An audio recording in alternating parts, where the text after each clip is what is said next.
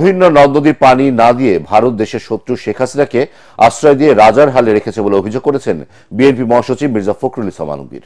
লালমনিরহাটে তিস্তা নদী রক্ষা আন্দোলনে অংশ নিয়ে তিনি এই মন্তব্য করেন। বলেন, বন্ধুত্ব চাইলে পানির ন্যায্য অধিকার, সীমান্ত হত্যা বন্ধ সহ দাদাগিরি ছাড়তে হবে ভারতকে। জেলা প্রতিনিধিদের পাঠানো তথ্যচিত্রে আরো জানাচ্ছেন জাহিদুল আলম। তিস্তার পানির ন্যায্য হিস্যার দাবিতে আন্দোলনে নেমেছে তিস্তা নদী বেষ্টিত উত্তরাঞ্চলের 5 জেলার মানুষ। জাগো বাহে তিস্তা বাঁচাই স্লোগানে দুদিনের এই অবস্থান কর্মসূচিতে তিস্তা পাড়ের মানুষের সাথে অংশ নিয়েছে দেশের অন্যতম রাজনৈতিক দল বিএনপি সহ অন্যান্য রাজনৈতিক ও সামাজিক সংগঠন। লালমনিরহাটে কর্মসূচির উদ্বোধন করেন বিএনপি মহাসচিব মির্জা ফখরুল ইসলাম আলমগীর। বলেন, গত 15 বছর ভারতের কাছে দেশ বিক্রি করেও তিস্তার 1 ফোঁটা পানি আনতে পারেনি আওয়ামী লীগ সরকার। শুধু তিস্তা নয় ভাই, 54টা নদী আছে যেগুলো ভারত থেকে আমাদের দেশে আসছে। সবগুলো নদীর উজানে তারা বাঁধ দিয়ে দিয়েছে। বাঁধ দিয়ে তুলে নিয়ে যায়, পানি তুলে নিয়ে যায়, বিদ্যুৎ উৎপাদন করে, আর আমাদের দেশের মানুষ এখানে ধান ফলাতে পারে না, ফসল ফলাতে পারে না। তারা তাদের জীবন জীবিকা থেকে সম্পূর্ণ বঞ্চিত হয়। এ সময় দেশের স্থিতিশীলতার জন্য দ্রুত নির্বাচন আয়োজনের দাবি জানান বিএনপি মহাসচিব। অন্তর্বর্তীকালীন সরকার এই জায়গায় আপনাকে মুখ খুলতে হবে, ভারতকে বলতে হবে যে আমার পানির ন্যায্য হিস্সা আমি চাই। আর আপনি যেহেতু অন্তর্বর্তীকালীন সরকার, খুব তাড়াতাড়ি নির্বাচনটা দিয়ে জনগণের সরকারের হাতে ক্ষমতা দেন। বসুন্ধরা ডায়াপেন্ট এখন আরো উন্নত। এই হট এয়ার থ্রো টপশিট দ্রুত শোষণ করে সোনামণিকে দেয় কোমল অনুভূতি। এদিকে লালমনিরহাট ছাড়াও রংপুর, কুড়িগ্রাম, নীলফামারী ও গাইবান্ধার 11টি পয়েন্টে সকাল থেকেই দলে দলে এসেছেন তিস্তা পাড়ের ক্ষতিগ্রস্ত জনপদের লাখো মানুষ।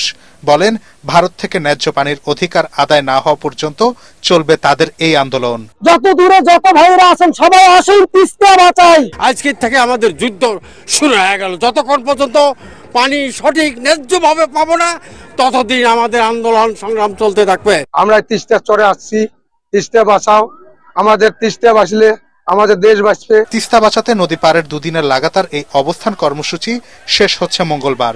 সমাপনী দিনে ভার্চুয়ালি বক্তব্য রাখবেন বিএনপির ভারপ্রাপ্ত চেয়ারম্যান তারেক রহমান। জাহিদুল আলম, এটিএন বাংলা।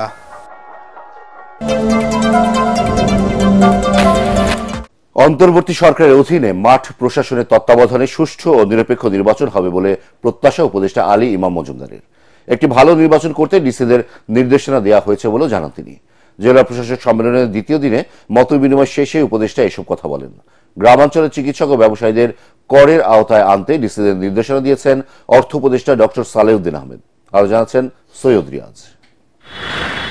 ছাত্র জনতার অভ্যুত্থানে আওয়ামী লীগ সরকারের টানা 16 বছরের ক্ষমতার অবসান এবং পরবর্তীতে অন্তর্বর্তী সরকার গঠনের পর প্রথমবার ডিসি সম্মেলন। ওসমানী স্মৃতি মিলনায়তনে আয়োজিত সম্মেলনে রাষ্ট্রযন্ত্রের বিভিন্ন বিষয়ে উপদেষ্টাদের সাথে মতবিনিময়ে বিশেষ গুরুত্ব পায় নির্বাচন।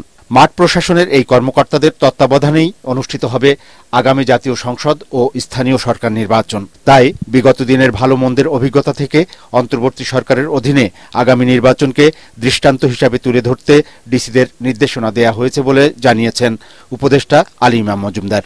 এই দেশের যে কয়টা গ্রহণযোগ্য নির্বাচন বলে পরিচিত, এই কটাও কিন্তু আপনার এই প্রশাসন করেছে। যে কটা বিতর্কিত এবং অত্যন্ত ঘৃণিত নির্বাচন বলে, এগুলো তাদের মাধ্যমে করানো হয়েছে। তাদেরকে ভালো কাজে আমরা ব্যবহার করবো, ভালো ফল পাবো।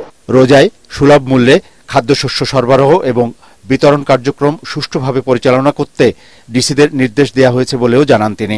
এই রোজার মাসে খাদ্য মন্ত্রণালয়ের মাধ্যমে মার্চ মাস, এপ্রিল মাস, 2 মাস 1.5 লাখ করে 3 লাখ মেট্রিক টন চাল যাবে খাদ্য বান্ধব কর্মসূচিতে। পরে অর্থ এবং বিজ্ঞান ও প্রযুক্তি মন্ত্রণালয়ের বিভিন্ন বিষয়ে জেলা প্রশাসকদের সাথে মতবিনিময় করেন অর্থ উপদেষ্টা। সম্মেলন থেকে বেরিয়ে সাংবাদিকদের তিনি বলেন, মফস্বল এলাকায় করের আওতা বাড়াতে ডিসিদের নির্দেশ দেওয়া হয়েছে। লোকাল এমপ্লয়মেন্ট, তারপরে আপনার ট্যাক্স রেট বাড়িয়ে যে রাজস্বটা যেটা আরো বিস্তৃত করতে পারে, সেটা ইভেন প্রত্যন্ত অঞ্চল ইন্ডাস্ট্রিয়াল ইউনিট আছে কয়েক লক্ষ, ট্যাক্স দেয় মাত্র 5 লক্ষ। দুপুরে সম্মেলনে যোগ দেন মুক্তিযুদ্ধ ও দুর্যোগ বিষয়ক উপদেষ্টা। ত্রাণ সামগ্রী কেনাকাটায় একচেটিয়া বাণিজ্য বন্ধ ও খরচ কমাতে কেন্দ্রের পরিবর্তে উপজেলা প্রশাসনের মাধ্যমে সংগ্রহের পরিকল্পনার কথা জানান তিনি। যেমন কম্বল, গৃহ নির্মাণ সামগ্রী হিসাবে টিন এবং তার নিরিখে যে টাকা বরাদ্দ দেওয়া হয় এই সমস্তগুলো এখন আমরা স্থানীয় পর্যায় থেকে সংগ্রহ করে স্থানীয় পর্যায়ে চাহিদার নিরিখে এই গৃহ নির্মাণ সামগ্রীগুলো বিতরণ করা হবে। জুলাই অধিদপ্তর এ মাস থেকেই কার্যক্রম শুরু করবে বলেও জানান এই উপদেষ্টা। সৈয়দ রিয়াজ, এটিএন বাংলা, ঢাকা। জুলাই অভ্যুত্থানে আহতদের চিকিৎসায় শ্রেণী বিভাজন প্রক্রিয়া বাতিল ও তাদের নিরাপত্তা নিশ্চিত করা সহ বেশ কিছু দাবিতে রাজধানীর শাহবাগে সড়ক অবরোধ করেছেন আন্দোলনে আহতরা। সোমবার দুপুরে শাহবাগ মোড় আটকে অবস্থান নিয়ে বিক্ষোভ শুরু করেন তারা। মূলত দুটি ক্যাটাগরি করে আহতদের স্বীকৃতি দেওয়া, আহতদের নিরাপত্তা নিশ্চিত করা ও আহতদের জন্য হটলাইন নম্বর চালু করার দাবি জানান তারা। এছাড়া বিক্ষুব্ধরা জানান আহতদের ৩-৪টি ক্যাটাগরিতে ভাগ করা হচ্ছে। প্রথম দুইটি ক্যাটাগরি ভাতা পাবে, বাকিদের দেওয়া হবে না। এই বৈষম্য তারা মানবে না। আন্দোলনকারীদের দাবি সব আহতদের দুটি ক্যাটাগরিতে ভাগ করে চিকিৎসা নিশ্চিত করা। বিক্ষোভের এক পর্যায়ে শাহবাগের মূল সড়কের উপরে অবস্থান নেন তারা। এতে সৃষ্টি হয় তীব্র যানজটে। চরম ভোগান্তিতে পড়েন পথ চলতি সাধারণ মানুষ। হাত দিয়ে জোরে কাজ করতে পারি না, 2 কেজি ওজনের জিনিস নিতে পারি না। আমরা চাই এই দুইটা ক্যাটাগরি থাকবে। আমাদের ক্যাটাগরিতেও বৈষম্য। আমরা প্রথমে চেয়েছিলাম কোনো ক্যাটাগরি থাকবে না, তারপরে 2টা ক্যাটাগরি করা হলো। আর সি ক্যাটাগরির নামে কোনো ভাতা কিংবা কোনো অনুদান ঘোষণা করেনি। যারা আহত হয়েছিল তাদের যদি ক্যাটাগরি করা হয় তাহলে আপনি কয়টা ক্যাটাগরিতে বিভক্ত করবেন? ডক্টর মোহাম্মদ ইউনূস স্যারকে বলতে চাই মিডিয়ার মাধ্যমে যে স্যার, আমরা অসুস্থ মানুষ, আমাদেরকে নিয়ে এইভাবে খেলা করেন না। সংস্কারের সফলতা পেতে হলে তা রাজনীতিবিদদের মাধ্যমেই করতে হবে বলে মন্তব্য করেছেন বিএনপির ভারপ্রাপ্ত চেয়ারম্যান তারেক রহমান। জুলাই অভ্যুত্থানে আহত ফটো সাংবাদিকদের সাথে মত বিনিময়ে তিনি বলেন, সংস্কারের নামে নির্বাচন বিলম্বিত হলে ষড়যন্ত্রকারীরা এর সুযোগ নিয়ে দেশকে অস্থিতিশীল করে তুলবে। তার অভিযোগ, আওয়ামী লীগের সহায়তায় বাংলাদেশের মানুষের সব অধিকার ভারত কেড়ে নিয়েছে নিজেদের স্বার্থ হাসিলের জন্য। মইনুল আহসানের রিপোর্ট। জুলাই গণঅভ্যুত্থানে স্বৈরশাসকের হুমকি, রক্তচক্ষুকে উপেক্ষা করে জীবনের ঝুঁকি নিয়ে পেশাগত দায়িত্ব পালন করতে গিয়ে বেশ কয়েকজন সাংবাদিক শহীদ হন, আহত হয়েছেন অসংখ্য সংবাদকর্মী। আহত ফটো সাংবাদিক ও তাদের পরিবারের সাথে মত বিনিময়ের আয়োজন করে সামাজিক সংগঠন আমরা বিএনপি পরিবার।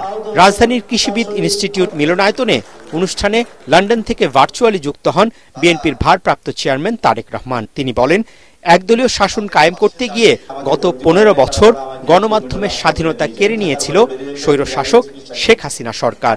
মানুষের রাজনৈতিক অধিকার এবং মানুষের অর্থনৈতিক অধিকার যদি নিশ্চিত করা সম্ভব না হয়, তাহলে আমাদের স্বাধীনতা বলি, গণতন্ত্র বলি, সার্বভৌমত্ব বলি, যাই বলি না কেন, কোনটিকেই টিকিয়ে রাখা সম্ভব হবে না। সংস্কার ও নির্বাচনকে মুখোমুখি দাঁড় করানো হচ্ছে অভিযোগ করে তিনি বলেন, জনগণের নির্বাচিত প্রতিনিধি ছাড়া সফল ও টেকসই সংস্কার সম্ভব নয়। প্রকৃত সংস্কারও যদি করতে হয় তাহলে অবশ্যই সেটি রাজনীতিবিদদের মাধ্যমেই করতে হবে। যত দেরি হবে নির্বাচনের, তত বেশি কিন্তু বিভিন্ন ষড়যন্ত্রের ডালপালা বাড়তে থাকবে। যারা পালিয়ে গিয়েছে এই দেশ থেকে, তারা এই দেশের মানুষের বিপুল পরিমাণ সম্পদ লুট করে নিয়ে গেছে। অবশ্যই তারা সেই সম্পদগুলি সেই ষড়যন্ত্রের পিছনে ব্যয় করবে। এদিকে রাষ্ট্র সংস্কারে বিএনপির 31 দফা কর্মসূচির পক্ষে জনমত গড়ে তুলতে কর্মশালার আয়োজন করে বাড্ডা থানা বিএনপি। রাজধানীর মেরুল বাড্ডায় আয়োজিত অনুষ্ঠানে ঢাকা মহানগর উত্তর বিএনপির আহ্বায়ক আমিনুল হক বলেন, ফ্যাসিবাদের দোসররা যাতে দলে অনুপ্রবেশ করতে না পারে সে বিষয়ে সবাইকে সতর্ক থাকতে হবে।